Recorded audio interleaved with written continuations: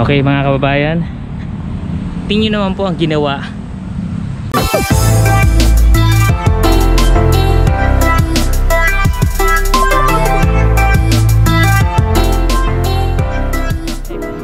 Magandang araw po sa inyong lahat mga kababayan ko here and abroad, mga ka-absolute po natin, Absolute Ruel po. Nandito po tayo sa lungsod ng Maynila. Binaba ko lang po ang aking mask mga kababayan at para marinig nyo po ako clearly kung ano po ang aking sinasabi.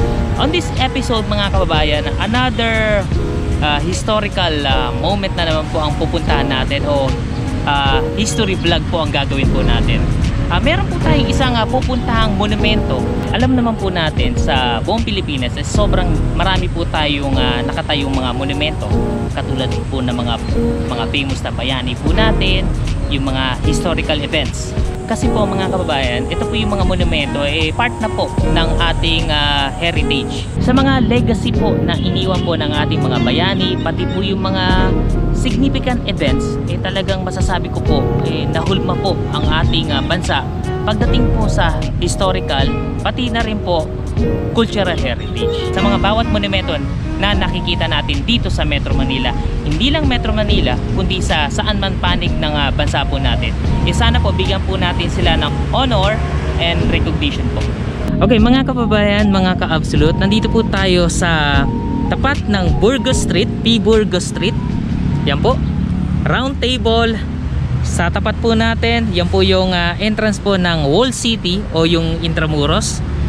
Ito po ang bayani po natin, kilalang pintor na si Juan Luna. Okay mga kababayan, kakasabi ko lang po, di ba kanina, is sa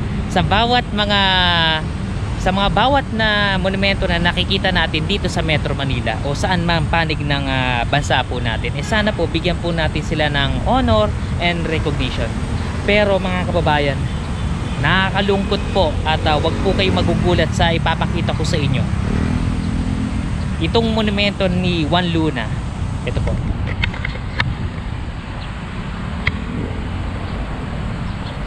Papakita ko sa inyo mga kababayan.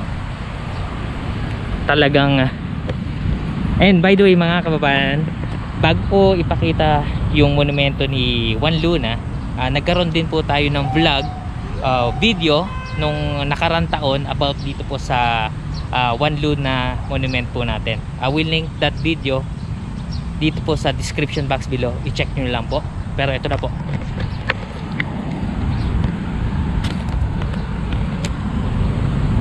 Okay mga kababayan, tingin naman po ang ginawa sa monumento ni Juan Luna.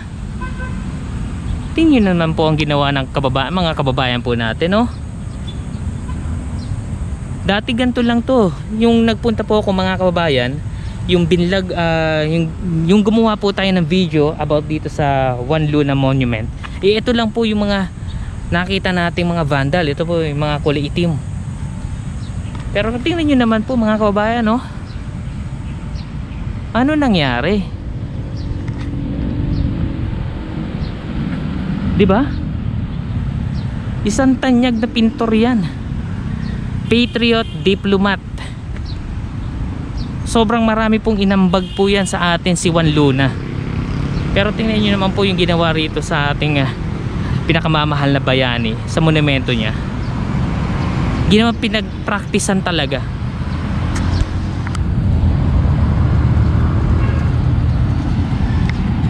Di ba mga kababayan, sobrang nakakainis sa ginawa ng ilan sa ating mga kababayan dito po sa monumento po ni Juan Luna. Ayun po, may sapatos po. Ayun mga kababayan, no? Kita nyo? Alam ko dito sa Intramuros mga kababayan, ang namamahala po sa mga ganitong monumento katulad nga po dito kay Juan Luna ay ang Intramuros Administration. Ako po ay nananawagan sa Intramuros Administration, sana po tingnan nyo po ito at talagang hindi po talaga kanais-nais po yung nakikita ko rito. Ibang klase po yung ginawa sa ating ilan sa ating mga kababayan na ginawang pinagpraktisan yung monumento po ni Juan Luna. Intramuros Administration, shoutout po. Ako po ay nananawagan, sana po bigyan niyo po ito ng pansin at talagang hindi po talaga kanais-nais.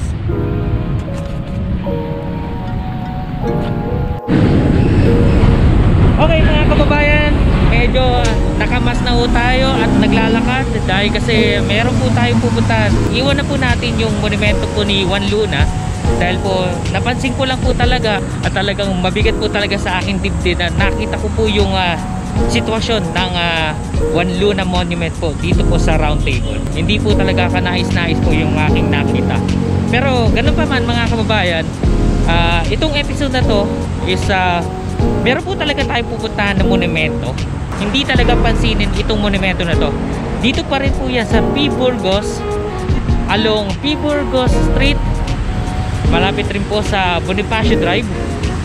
Yan po. Yan po yung P. Burgos. Sa dulo po nyo mga kababayan, yan po yung papuntang Ocean Park, Bonifacio Drive. Sa kaliwang bahagi mga kababayan, yan po yung Luneta Park. Kahit ako mga kababayan, sobrang na-amaze po ako dito sa ating monumento na pupuntahan.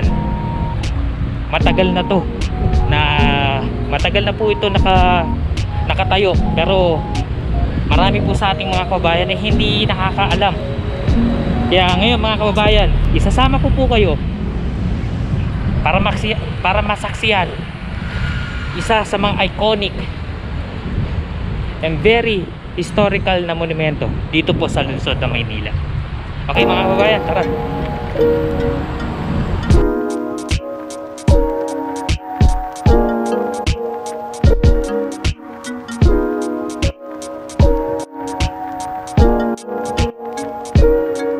Okay mga kababayan, malapit-lapit na po tayo sa dulong bahagi ng P. Burgos Drive. Yan na po yung Bonifacio Street o Bonifacio Drive. Then makikita rin po natin dito yung malaking building po niyan. Yan po yung Manila Hotel. At meron po rito dalawang monumento rin ho. Pero mga kababayan, hindi po yan yung feature na monumento na tinutukoy ko. Yan po yung mga monumento po ni President Corazon Aquino at pati po si Benigno Ninoy Aquino Jr. Yan po mga kababayan, hindi po yan mga monumento yung tinutukoy ko dito sa vlog na to mga kababayan. Okay, dito tayo. Okay, pagdating po natin dito sa monumento po ni Cory pati ni Ninoy, kumanan po tayo dito sa kalsada na ito. Yan, meron pa isang monumento dito, bukod po kay Cory and Ninoy. Nandito rin po yung monumento po ni Jaime Cardinal Sin. Yan po mga kababayan. Hindi pa rin po yan yung monumento po ni Jaime Cardinal Sin ang i-feature po natin dito sa episode po natin. Okay, lakad uli ho tayo. Ito na mga kaibigan, ito na.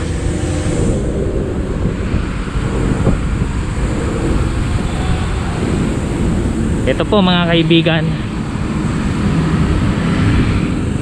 yan po yung monumento na tinutukoy ko.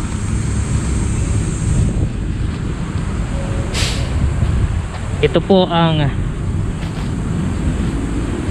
Legazpi Urdaneta Monument. Dito pa rin po yan sa lungsod ng Maynila.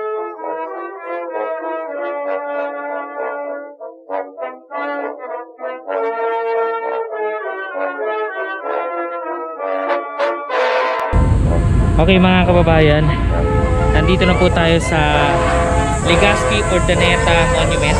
Dito pa rin po yan sa lungsod ng Maynila. As you can see, talagang tingnan nyo naman ang kapal na ng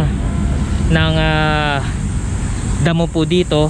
Talagang hindi na po natatabasan yung mga halaman. Although may halaman mga kababayan, sobrang malalago pero hindi masyadong nami-maintain na po. Yan o, tingnan nyo. Ito, hagdanan po ito eh. Okay, ito po yan.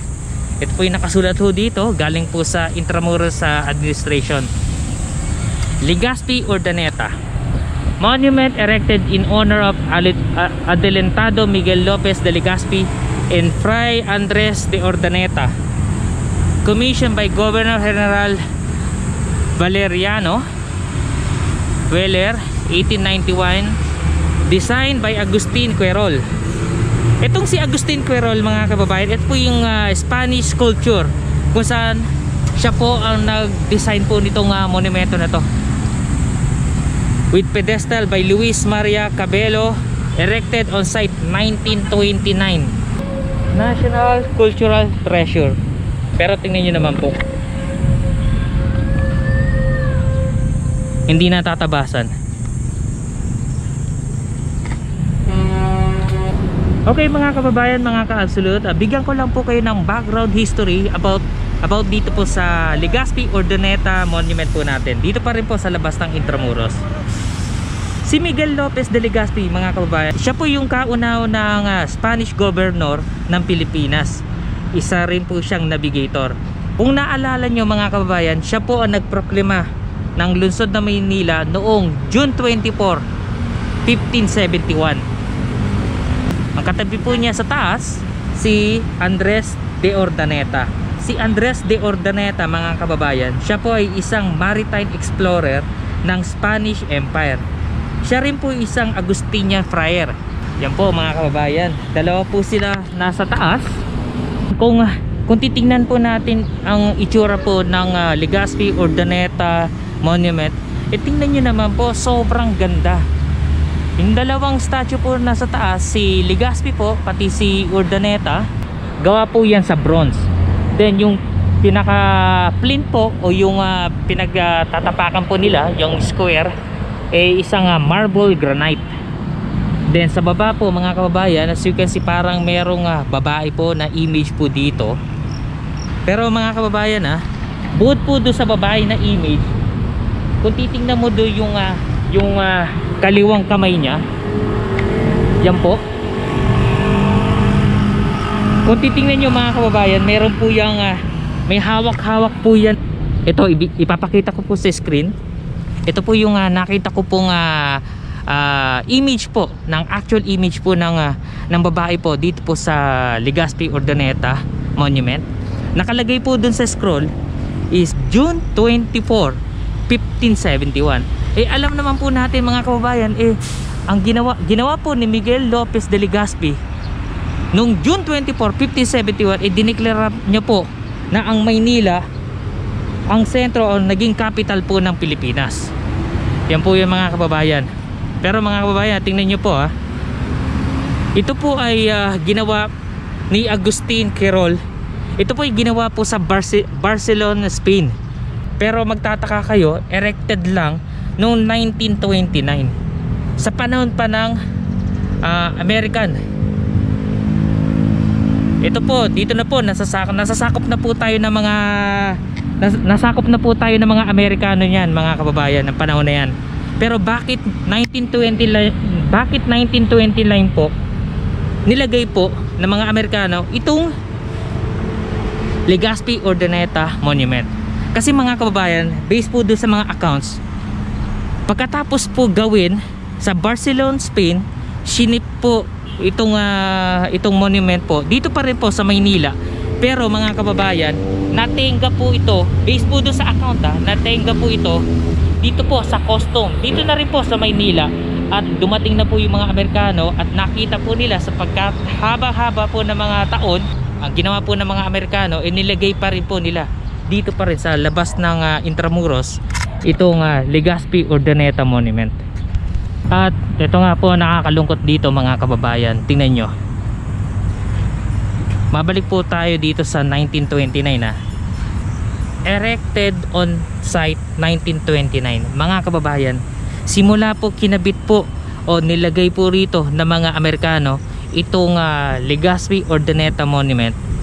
Maniniwala kayo mga kababayan, nung World War II, yung Battle of Manila nung 1945, hindi po to nadamay o nasira, nanatili pa rin siyang matatag.